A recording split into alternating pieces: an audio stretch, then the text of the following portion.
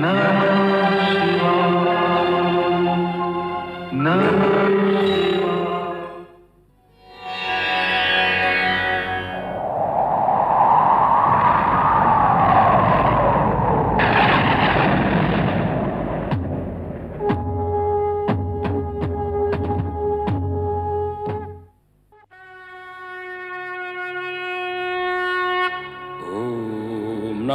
शिवाय, नमः शिवाय। ओम नमः शिवाय। ओम नमः शिवाय। ओम नमः शिवाय। ओम नमः शिवाय। ओम नमः शिवाय।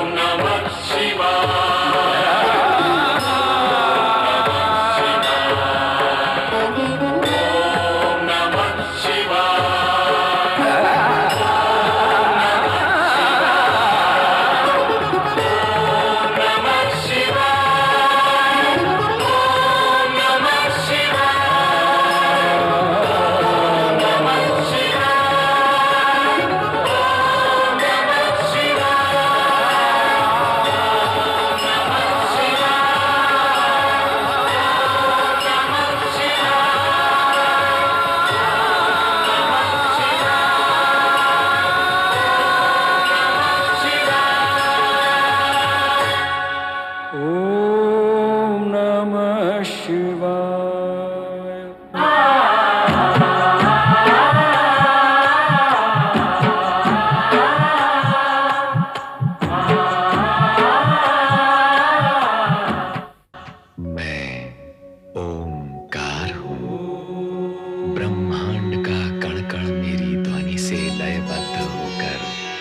निरंतर नृत्य कर रहा है। मैं ही शिव में समाहित नटराज और आदि नृत्यकार हूं। मैं ओंकार हूं। विष्णुलोक में श्री हरि विष्णु के मुख से शिव महिमा सुनकर लक्ष्मी प्रभावित हुई। उधर प्रयाग में ब्रह्मा जी द्वारा आयोजित यज्ञ में भगवान शिव के साथ सभी देवी देवता एवं समस्त ऋषिगण पधारे हुए थे। यज्ञ में ब्रह्मा के मानस पुत्र दक्ष भी पधारे। दक्ष के सम्मान में जमाता शिव जब नहीं खड़े हुए तो दक्ष क्रोधित हो उठे और उनका अपमान करने लगे। तो नंदी ने दक्ष को प्रताड़ित किया। शिव ने उसे रोका। अपमानित दक्ष ने एक अन्य यज्ञ का आयोजन किया जिसमें शिव सती को आमंत्रित नहीं किया। इस विषय को लेकर ब्रह्मा, नारद, विष्णु, लक्ष्मी सभी चिंतित थे। नारद और वीरणी ने दक्ष को समझाने का प्रयत्न किया पर वो दोनों पर क्रोधित हो उठे। पिता के यज्ञ में आमंत्रण न पाकर सती पीड़ित थी। यज्ञ में जाते हुए चंद्र और रोहिणी ने सती की इस पीड़ा को और अधिक तीव्र कर दिया। मेरे स्वामी, मेरे स्वामी कितने महान हैं। पिताश्री ने भरी सभा में उनका इतना बड़ा अपमान किया और उन्होंने इस दुर्घटना का मुझे आभास तक नहीं होने दिया। उनके स्थान पर अगर मैं होती तो पिताश्री को भला बुरा कहे बिना नहीं रहती मैं। और अब ये एक अपमान के बाद और अपमान। एक जामाता और पुत्रियों को तो घर में हो रहे यज्ञ में आमंत्रित किया और दूसरे की उपेक्षा कर दी गई।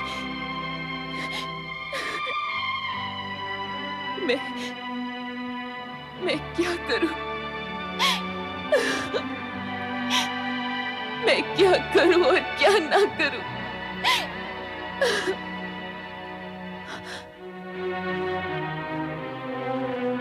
क्या मैं ये विचार दूं कि मेरे माता पिता और एक मात्र ग्रह भी है, अथवा चंद्र और रोहिणी के कहे अनुसार यज्ञ में सम्मिलित होने के लिए चली जाऊं? हाँ, नहीं,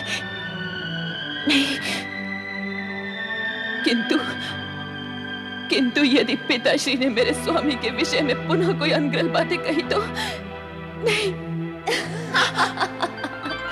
तो सुन लेना। नहीं, कदापि नहीं। मैं अपने स्वामी के अपमान में दो शब्द भी नहीं सुन सकती मैं। तो तू वहां जाने की क्यों सोच रही है, जहां अपमान के कांटे चुभने की अधिक संभावना हो? और जबकि तेरे पति ने भी उस प्रसंग को विसार दिया है, तो तू उनकी राख के ढेर में से चिंगारियां चुनने हेतु क्यों जाने की इच्छुक है?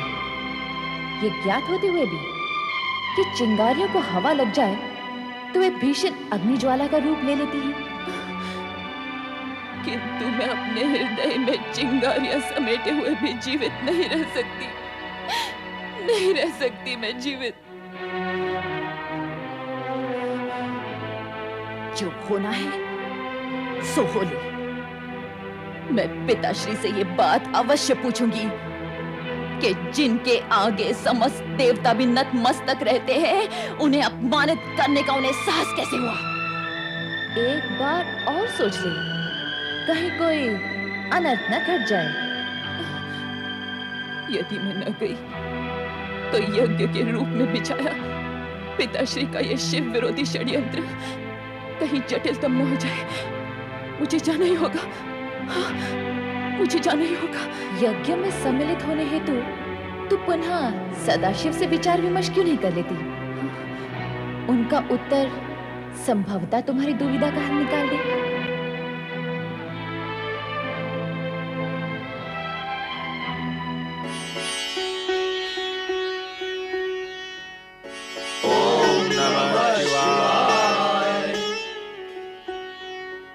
सती माता की जय।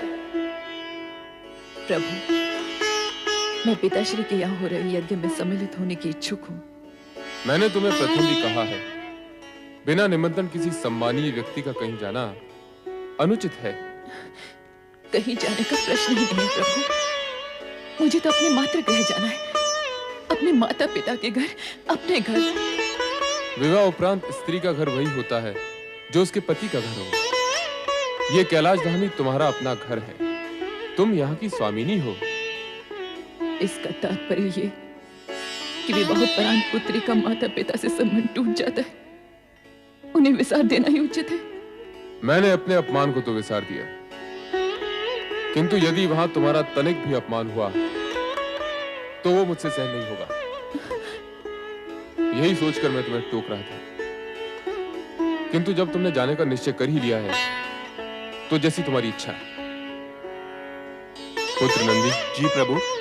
अपनी स्वामिनी की इच्छा पूर्ति हेतु शिवगणों को साथ लेकर इनके साथ दक्ष यज्ञ में जाओ। जैसी आज्ञा प्रभु।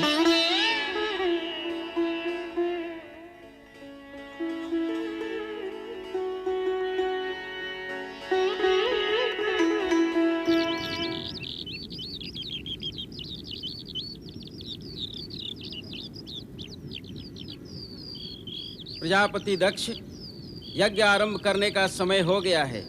महारानी वीरणी को बुलवाइए। जो आज्ञा ऋषिवर। हरिओम तत्सत, हरिओम तत्सत, हरिओम तत्सत। बिना भगवान शिव की उपस्थिति के ये यज्ञ नहीं हो सकता। ऋषिवर, मेरे इस यज्ञ के इष्ट देव श्री हरि विष्णु जी हैं।